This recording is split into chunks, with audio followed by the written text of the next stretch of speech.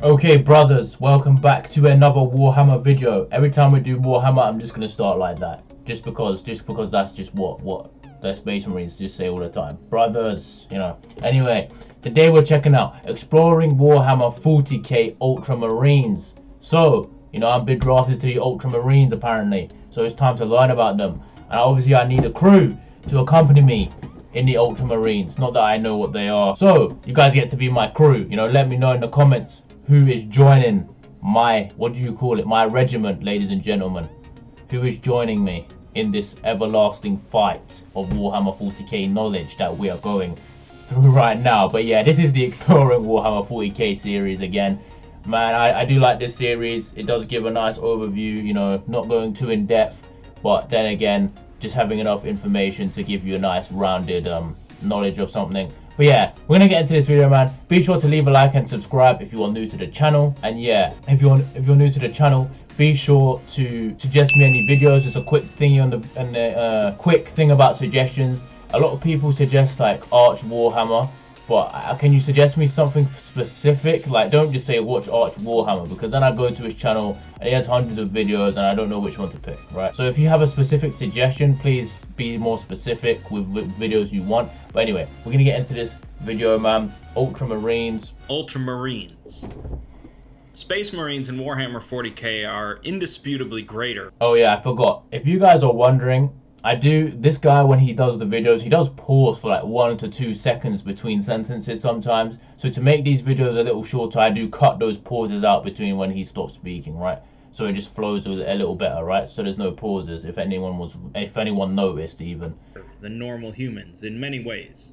Stronger, faster, and more capable in war. Humans come in a wide variety of capabilities though, and so too do Space Marines. Among the hundreds of different Space Marine chapters, they differ in personalities, customs, tactics, and special. Perhaps the most famous Space Marine chapter are the Ultramarines, an honorable and disciplined group that have taken a place at the forefront of Warhammer 40k, for better or worse. This video will give a brief examination of the Ultramarines, their history, their customs, and how they wage war. The Ultramarines began as the 13th Legion of Space Marines created by the Emperor of Mankind on Terra prior to the Great Crusade. The first initiates of the 13th Legion, implanted with the gene seed, displayed increased aggression, which was expected, but also a tendency towards cohesion and a pathological dedication to achieving an assigned goal, desirable traits for a fighting unit. These first Space Marines of the 13th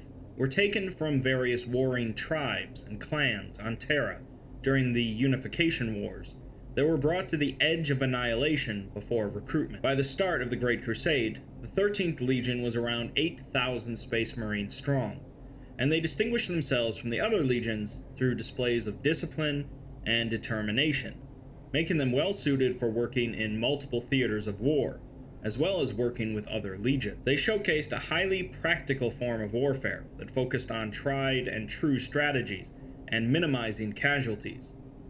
Because of this, and partly due to the purity of the Legion's gene seed, their numbers blossomed to roughly 33,000 within 35 years of the Crusade.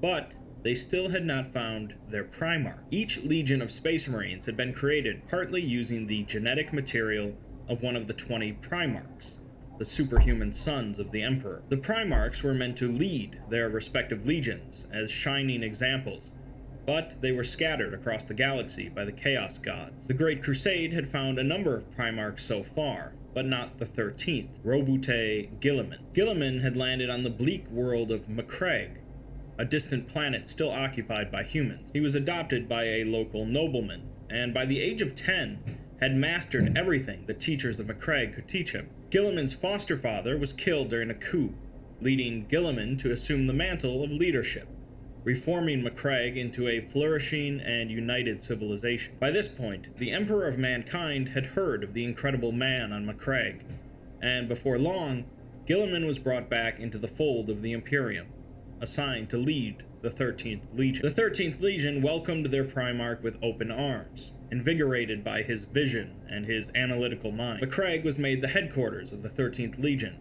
and the subsector of space and planets around Macragge became known as Ultramar, a network of worlds designed to serve and supply the Legion. The 13th Legion was already an organized and disciplined unit, but under Guilliman's leadership, they became even more structured, controlled, and analytical. The Legion unified their colors, adopted a new symbol, and became known as the Men of Ultramar, or the Ultramarines. The Ultramarines were a potent force of the Great Crusade, liberating more worlds than any other Primarch's forces, according to some records. Guilliman's desire for organization meant that worlds conquered by Ultramarines were left with stable governments, creating solid supply lines along his conquest. Guilliman's rapid conquests also meant that they had the largest stock of new Space Marine recruits to choose from, blossoming. This Guilliman guy is a legend, bro. He knows exactly what he's doing. What a genius, bro. What's gonna happen to him? Something always happens.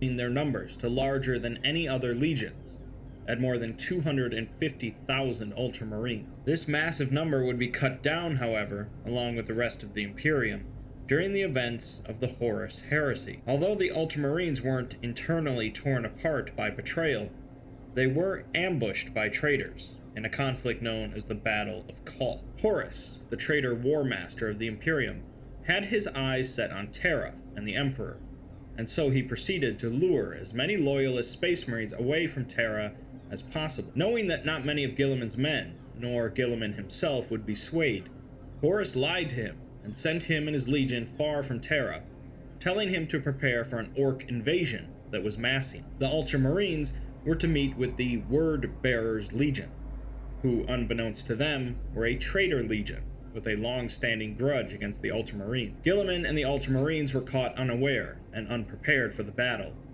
and although the Ultramarines ultimately won the battle, their numbers were cut by nearly 60%. In the end, the Ultramarines arrived at Terra after Horus's death, but as they were still one of the most capable functioning legions, they were instrumental in keeping the Imperium together in the aftermath. Guilliman was appointed the Lord Commander of the Imperium, and assisted in reforming the Imperial government, as well as reforming the Space Marine legions into much smaller chapters. This decree, along with many other guidelines for how Space Marines should operate, was written in a great tome called the Codex Astartes. Codex Astartes. Here's my question. At the start, I've done something kind of silly. I was like, if I'm, we're going on this journey to be drafted into the Space Marines. So if we are part of the Space Marines, right? Kind of like in Hell's Reach, we have a crew. What role are you playing? Like, if you're a Space Marine, what is your job? Like, in Hell's Reach, obviously Grimaldus is the leader. That would be me. And then you guys, what would you pick? Would you be like Primus? Would you be the guy with the sword? Would you be like the pilot kind of guy? Would you be the the tech guy? What was his name? Something with a J. I can't remember. I never remember this guy's name. But yeah, he's the guy who cracked the cannon, like the code for the cannon. Would you be the healing guy? What would you be, if you were a legion in the Space Marines? The Codex Astartes is a cherished text for many Space Marine chapters, but none hold it in higher esteem than the Ultramarine. Guilliman continued to lead the Ultramarines for another century, until he was fatally wounded in a duel with his traitorous brother, Fulgrim. His body was quickly put into stasis, where it remained for 10,000 years. The Ultramarines continued to serve the Imperium throughout this time, fighting in a great number of battles and wars. Eventually, however, Guilliman was restored to health, partly thanks to the Eldar god of the dead. Guilliman was disgusted by the rampant superstition and ignorance that plagued the Imperium, and returned to Terra to speak with his father. Afterwards, he redeclared himself Lord Commander of the Imperium, and initiated a new crusade, with the Ultramarines by his side. So, if there's really one clear thing to take from the Ultramarines' history, is their dedication to discipline, which is pretty much built into their gene. This predisposition towards order was only intensified with Guilliman's teachings in the Codex Astartes. To them, the Codex Astartes is not just a set of rules, but instead it represents the entire concepts of discipline and order, the things they believe separate them from the traitor. Because of this, any Ultramarine deviating from the Codex is treated as a heretic, sent on a suicide mission against the forces of chaos. Heretic! Unlucky, brother. Oh, here's the bannerman. Like I said, who's my bannerman, man? Who's holding the banner? Their commitment to organization and utilizing tried and true battle strategies is both a strength and a weakness, however. While their expertise in familiar situations allows them to win many battles with far less casualties than some other chapters might, this inflexibility can be disastrous in certain scenarios, such as the Battle of Kaith, or their first encounter with Tyrannid. Ultimately, though, the Ultramarines are an incredibly capable chapter, and accounts of the numerous wars they've waged could fill entire series of videos. While they are often seen as elitist and too straight-laced by other Space Marine chapters, they are looked up to by countless people in the Imperium, most notably the people of Ultramar, who see them as their stewards. For this reason, the Ultramarines are never short on new recruits, and due to the size of their legion after the Horus Heresy, many chapters of Space Marines can claim lineage to the Ultramarines. Within the 40k community, Ultramarines don't enjoy quite as much love, but they are often seen as the mascots of the franchise, their blue armor an easily recognizable image. Love them or hate them, Ultramarines embody many of the greatest concepts of Space Marines, even if that tends to make them a bit uninteresting. There's always a quote. We are the Ultramarines, the sons of Gulliman. How did you say his name? Gulliman. Whilst we draw breath, we stand. Whilst we stand, we fight. Whilst we fight, we prevail. Nothing shall stay in our wrath. Marnius Calgar, chapter master of the Ultramarines. Well, there you go, ladies and gentlemen. That is the Ultramarines for you. Great video, man. Didn't know anything about the Ultramarines. I'd seen them in artwork, with the blue armor, but I'd never heard anything about them. So yeah, more backstory to add to our collection of knowledge, man. The journey continues. The journey continues to acquiring this 40k knowledge. But yeah, I'll see you all in the next video where we check out something else. I don't know. If you're new to the channel, you can subscribe, leave a like on the video, suggest me videos. You can check out any other videos on this channel. We've done a lot of Warhammer reactions. But until next time, I'll see you all later.